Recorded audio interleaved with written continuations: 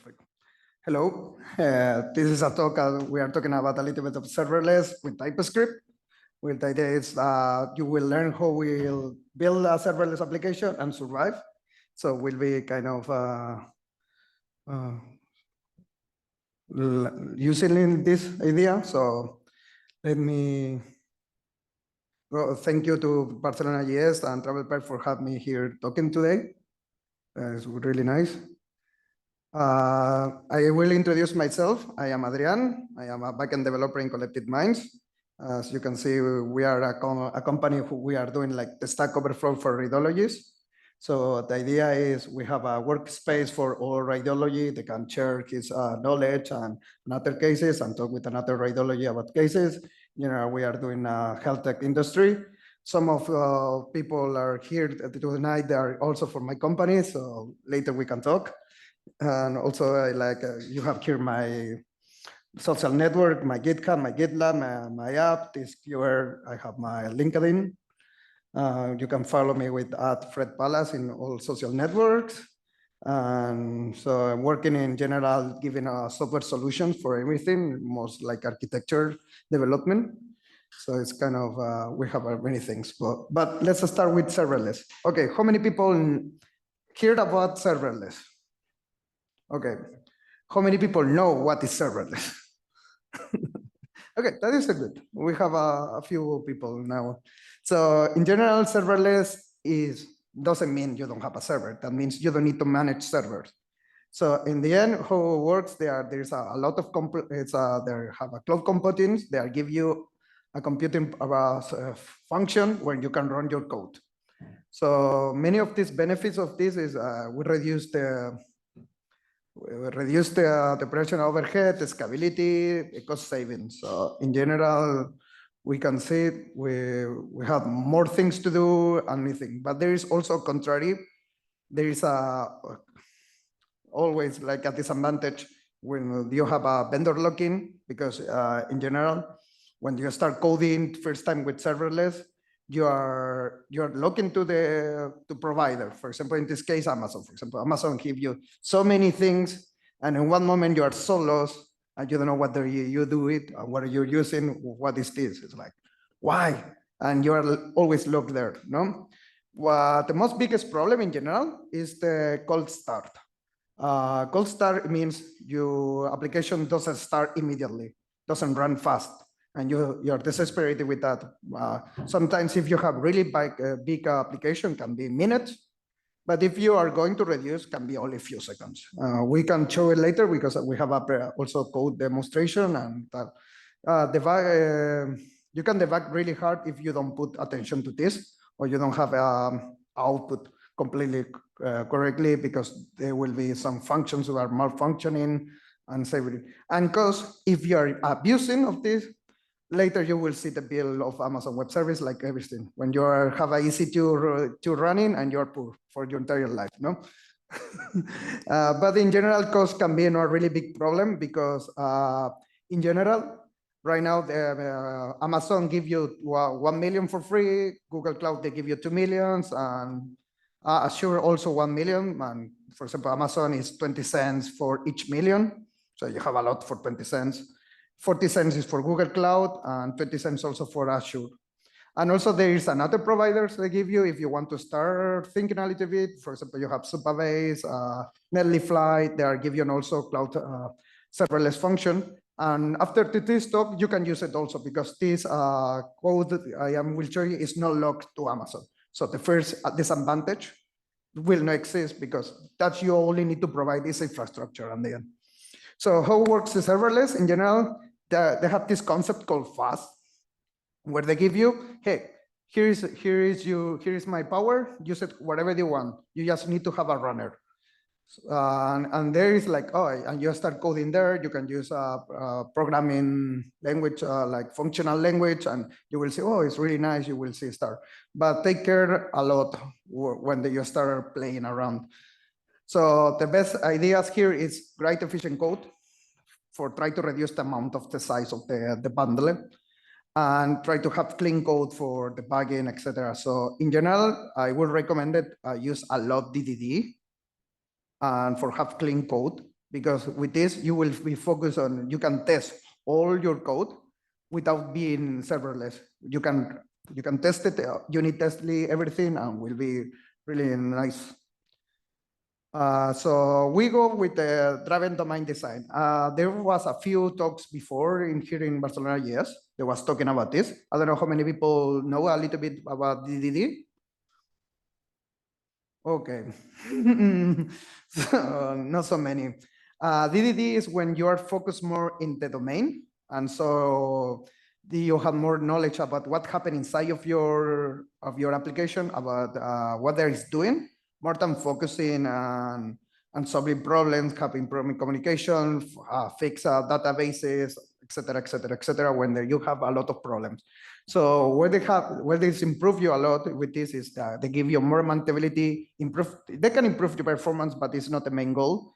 But improve the communication between all the developers and other people inside of your company. So you can talk with another guy if he's coming from PO, and that you can explain in what there is task, because you are talking about domain language, where is the most important thing.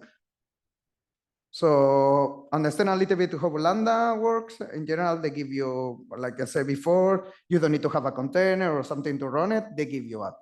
So what is the idea is like, for example, for Lambda, for Amazon Web Service, you have some actions like S3 event, SNA event, or SQS or IP gateway, and a Lambda will react to this.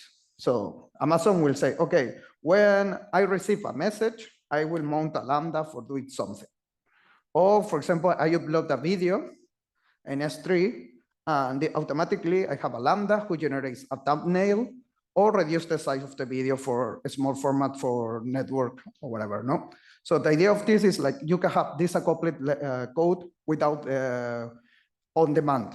The idea of this is reduced, you use a lot these kind of things where you need to do it. For example, I need to create an export that is only one per month. With a Lambda will cost you less than have a server only for running task functionality, for example. So great and efficient code. For example, try to avoid global variables and functions they're using everywhere, because it's a lot of mess there. Minimize network calls. Use synchronized programming a lot, please. Here it's try to have, when you have a sync await, try to go with that. Always go await, because if you lock one code, for example, calling with, you have a promise and you want to use then there will be collapse inside. Maybe the function will finish because they already returned the code, the status, but it will run outside and there will be problems in general. So always use async await in general, or use promise alls and etc. You can also use environment variables for save your data. That is really important. Have utilities you will share for have different contexts. That is in context when you can reuse the things. Use a dependency injection pattern for deal with all the problems that you will build application, and reduce the stagnant applications. So credit for the code we are showing, credits to Codely TV, because it's not my code. Like always, I installed your code, but it's not the code from no one. So so here a little bit of example. Here I will show you a little bit how we are developing. So like if you can see here in this place, this is the application how it runs. So for example, I have an API function who mounts this index. I found this root and use this index TypeScript for have independent injection only for Express. And we have also SQS event. This is our event consumer. So every time you are launching an event, I have a SQS who read this event and do something. The idea of this is like we reduce, because if you see, application is just 3 files. So you can imagine how small it is and how it's not really easy to deal. Here is the most important thing. This is the domain. Here you can see we have a shared folder. Here is where you have all the things. They will run in each context. So because we have a value object, it's really a value object. It gives you the opportunity to validate all the values. It's in correct way for saving in database or using in your domain, because you don't want to have if you have a type and you don't want to have if it's type okay or null, you don't want to have a type is called Toto or Papa or whatever, you know, you validate things.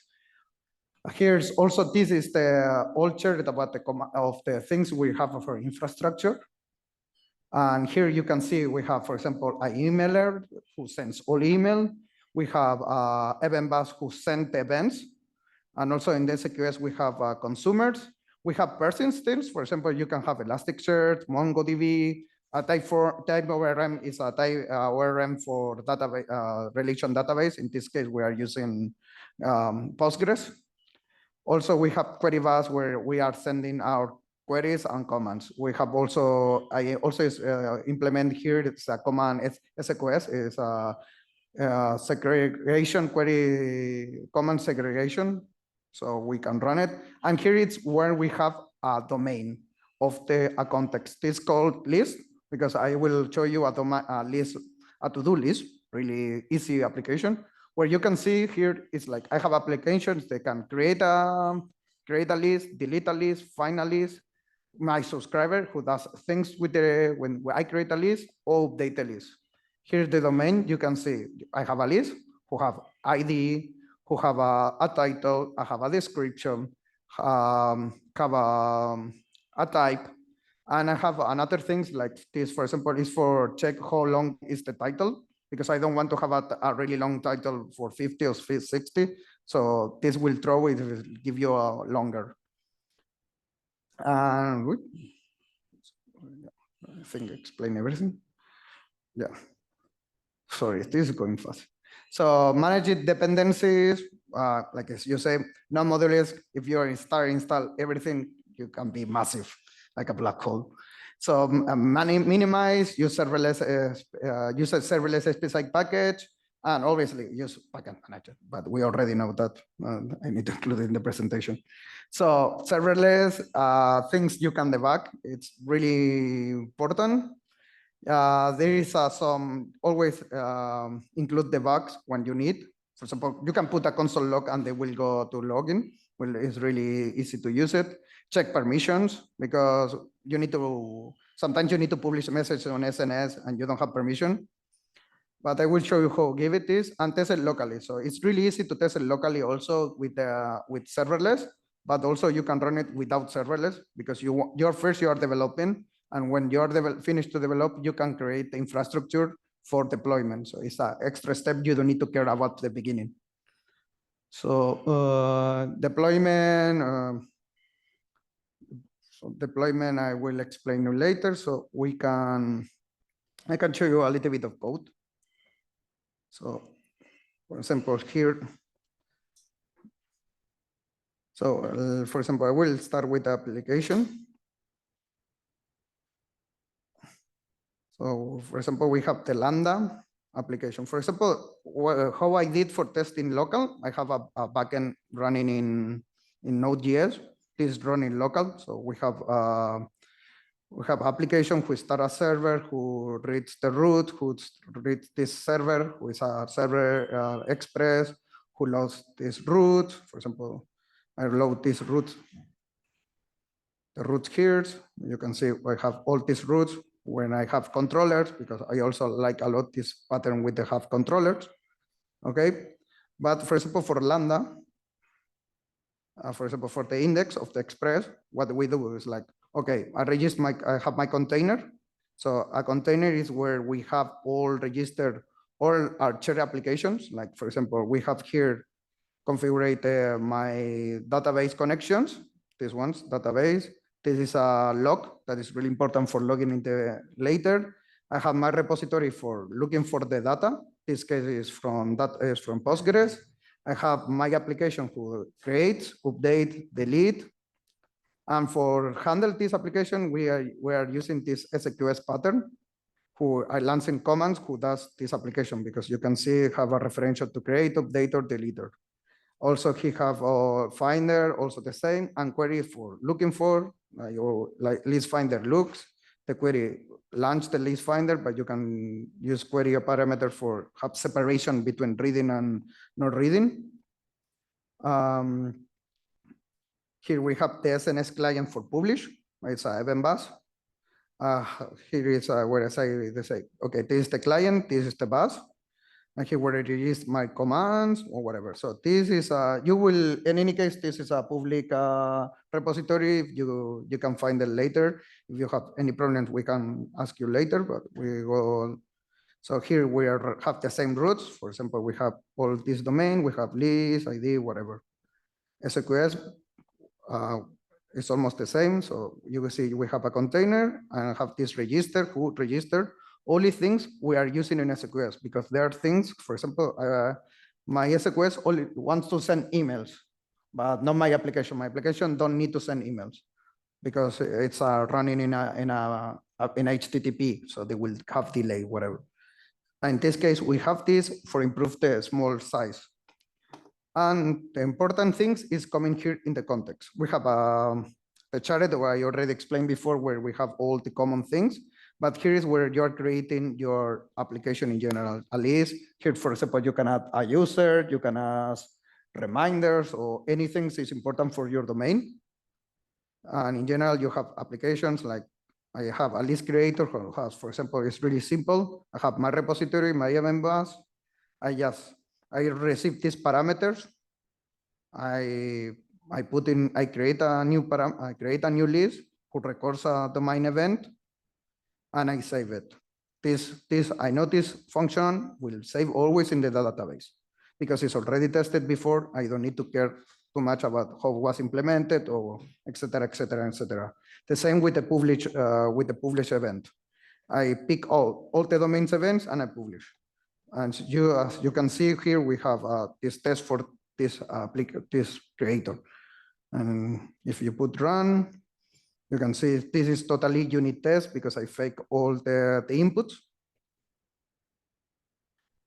I have what it does is like, oh yeah, you see, I am is saving and a saving if you publish a message. And you can see it's a unit test who runs a little bit faster than the others because we're in here and here is how you test your application. You are testing your domain and not the infrastructure of serverless. The same with this, the domain, list creator, whatever, no? We are the same, all the implementation. I don't want to bore you too much with the implementation of how you're saving. If you're interested in general and how it's implemented, in general, I will share the repository and you can use it for your own stuff. And so, no, please. So next things we have deploying. Deploying the application, it's like you can use a different tools.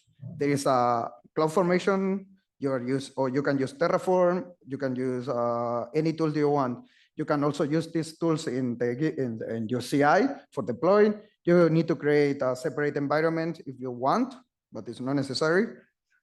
So for logging and monitoring, usually it's like when you need to save outputs because you want to have it in any things in Amazon CloudWatch or in another repository of logs. You need to have this tool for saving this log. Like I explained before, I showed you before, we have this log event when I save it all the logs I want to share. For monitoring, most part of all the cloud providers give you a tool for monitoring how you call in, how many errors do you receive, how they throw it this error, and you can see usually for Amazon, for example, you can see most part of the things in Amazon CloudWatch, because for the you will see when they runs, how fails, and etc. And so we can go now to the demo a little bit. So I will show you this out.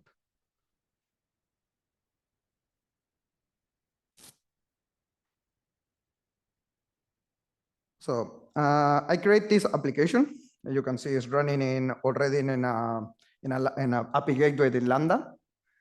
I didn't explain you, this is the frontend. This is the frontend application run in Quick, who runs in serverless also. I can show you, I didn't show you the application. We also here in the apps, we have also a front-end application who have his own package manager and everything. In this case, because I don't want to mess the package of our backend with the front-end. So we have installed a quick application here in this folder who generates and have good things. They have include serverless by default with some plugin. As you can see, this application runs with Quick. It's really easy. I have just in the index, I have a list. I have how returns my database. I have a calls because I use in here environment variables for have the URL. Here is how I add one. Here is how I delete, etc. That's really simple application for testing. And you can see we have serverless here, and they say, hey, my application is Quick Lambda app. He runs in here, and I am deploying in UE Central 1. It's running with Node.js 18, etc. And this is coming out of the box. You don't need to do too much. Only things you need to do it for when you are using Quick. Here, you need to change the where you are releasing. Usually, this comes from United States. And so changing to the Europe where you have your account. You need to log in with Amazon Web AWS CLI in your local. With this, they will take all the credentials directly from there. And also, it's important the package. In Quick, for doing in Lambda, you need to put type module, because without this, it starts failing. And for that reason, all the package of, for example, PostCSS, Prettier, Tailwind, or EaseLinter need to be CSS for common module.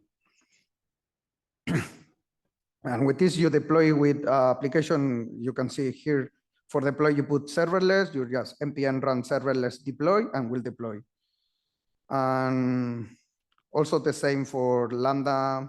For Lambda, for example, we have this thing. I have, it's called, this is cloud formation of Amazon. I create a stock. This is in general for mine, but you can have also a production one here. But this is loading this stock here where I provide all the information. First, I create a SQS where they say, okay, here is where all my SQS event is failing, go here. I create a queue here.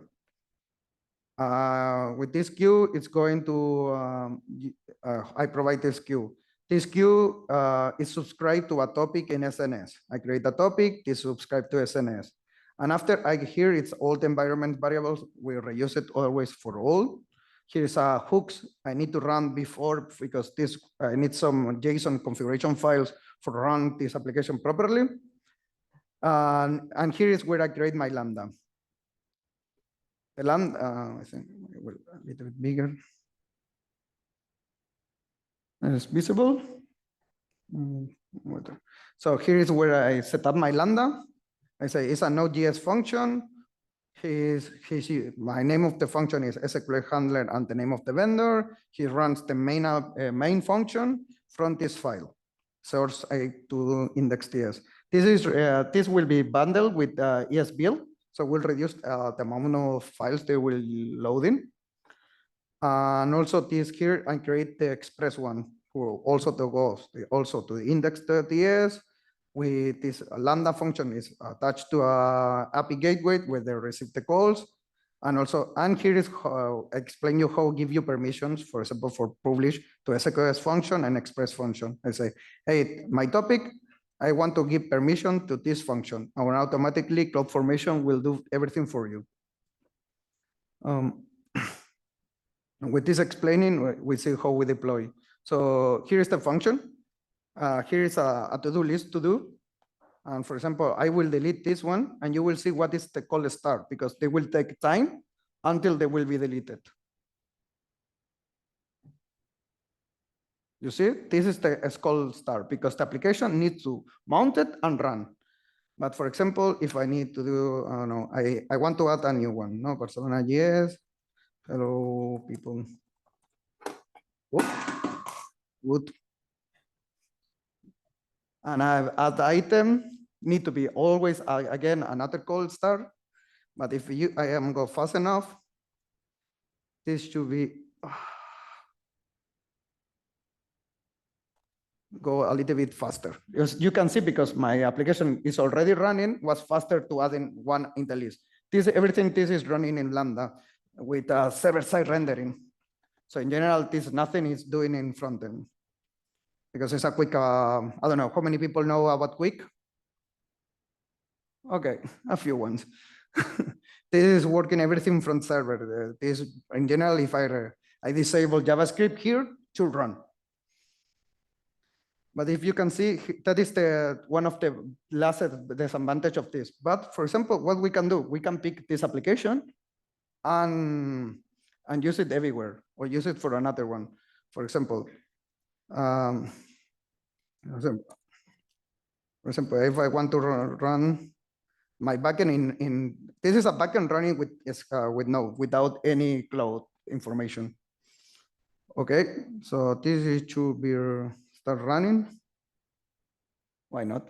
Node, yeah. As you see, it's already start my application. This run from my local with Docker. I have a Docker. You can see I have I have a Express, Postgres, a RabbitMQ4 functionality, and everything. And for example, for frontend, I need to modify now my frontend to read from this local. If I go here this is my test.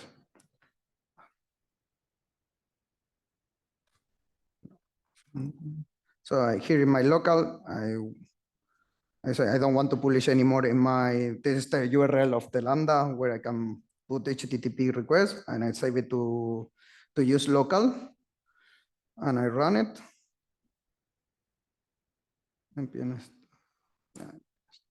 So this is launching my application. And this is open my application here. Takes a little bit time now. As you can see, this is coming from everything from my local. And then, as you can see, we can create a node here also. As you see, in local is much faster than a Lambda.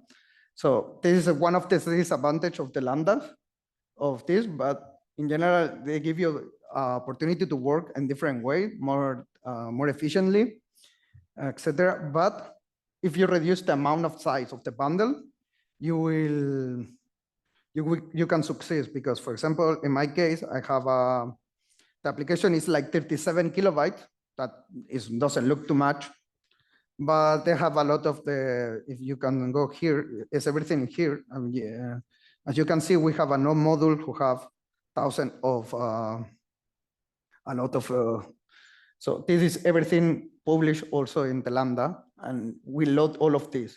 So in this case, because I want to do a proof of concept, and I didn't focus to remove all these dependencies external.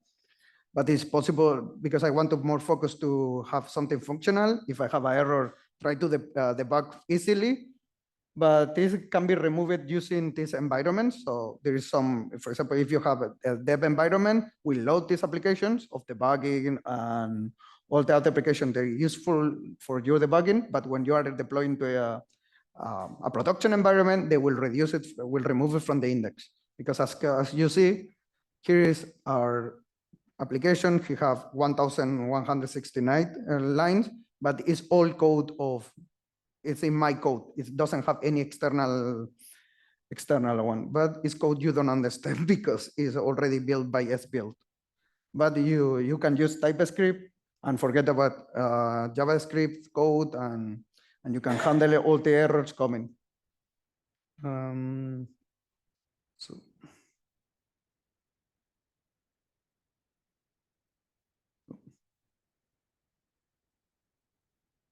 conclusions.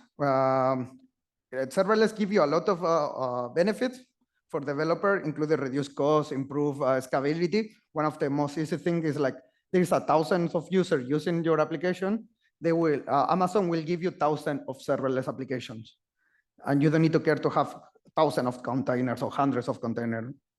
Amazon will do it for you. Google Cloud will do it for you. Whatever. Using DDD, you can skip off this mentality of have log into one vendor to use. Oh, I need to deploy in Amazon. I need to deploy whatever. With this, it will be easier for you to code, testing them with Node, for example, in your local runs, no runs. Yeah, runs.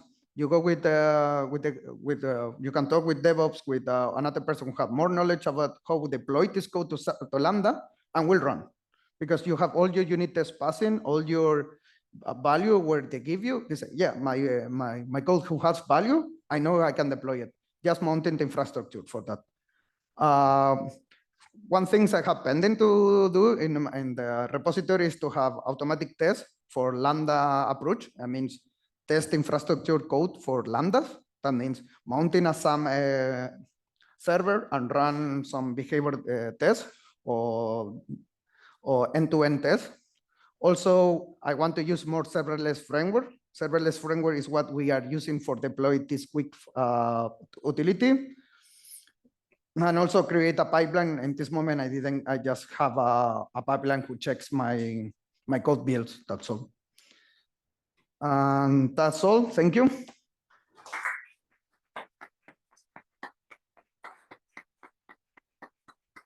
Questions?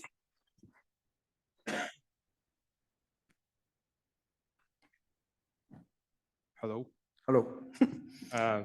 Nice presentation. Thank you very much. Mm-hmm. I have a question which I consider like very related to micro frontends, because we were building micro frontends together with the AppSync and Lambdas behind. So having Lambdas to split some functionality.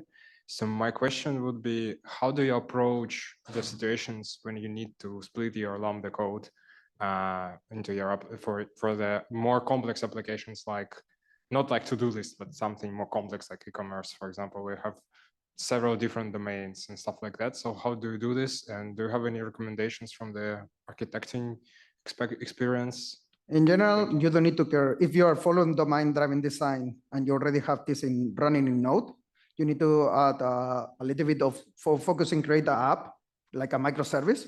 In general, the apps folder is like a microservice. Each one is a microservice, can have independent deployment. And when you have all your code, try to go with a container approach and say, okay, what needs in this container and what doesn't. So when you build this application, will be smaller, so will be easier to launch to a Lambda. I don't know if we have a little bit. Yeah, okay, I got it. Okay, the idea. Yeah, it's to try to reduce the amount of code you are using. Yeah, you can have big context, big different domains, but try to bundle everything into small size. For that reason, using container approach, you can decide by configuration which one you are using. But for example, one context don't need to know nothing about users is created, user is domain, because mine is from list. So only do list things, for example, but you can subscribe to another event from outside. And this is in another application because it's running in ISQS. So you have a smaller container there also.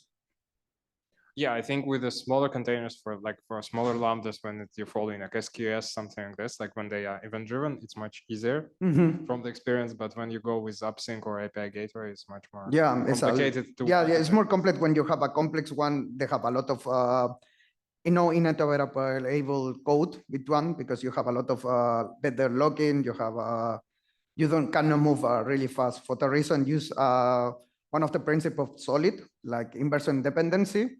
You can remove this dependency from one to the other for just change it to the other one, can be in another way different.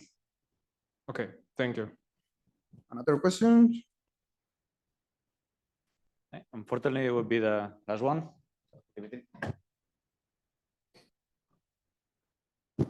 Hi. So thanks for the presentation. I have more of a curiosity question. So I have been following serverless forever, and I was always really excited about using it. Every time I use it for synchronous communication, I end up not using it because of the cold starts. Even when it's warm, it's still kind of slow. So I was asking you, do you have any experience putting into production any synchronous communications based on Lambda serverless? My experience in general, we are using for really specific things. When the cold start is not a big problem. Running, for example, exports, running, moving stuff from one domain to other, things that don't have any involved time. In general, if you serverless is good for approach when you don't need to care too much about this or how many times they was calling and where they was calling, because it's running, will be running, but it's not really focusing your problem. For example, if you have 1 million of requests per 1 hour, I don't think so serverless is the proof you win. They will be more expensive in the end because the cost can be increased a lot because how much gigabytes per second you are using, they're always charging you, etc., etc., etc. So, for example, what I do in general, for example, we are with this serverless approach, we are creating thumbnails for videos, resizes the videos. Also, for example, our Radiology cases need to have a cache, and we generate this cache with serverless approach because we'll launch it, we'll run, but it's no our first things or first responsibility to have in like a domain internally in our application who every radiologist use or whatever. In this case, it's serverless. It's, for example, it's good also for create pipelines, create a tester, create anything you need to check. For example, validators applications, they will be nice. Application, they need to send email. It's a really nice approach also because this cold start for 1 minute doesn't matter when you are sending an email. Maybe for SMS with a OTL, yes, it can be a little bit slow. There is a really good approach because it's like you call it and you don't need to care about maintaining this infrastructure to have a container running, a server running, or any approach you are using. Thank you. More questions? Sorry.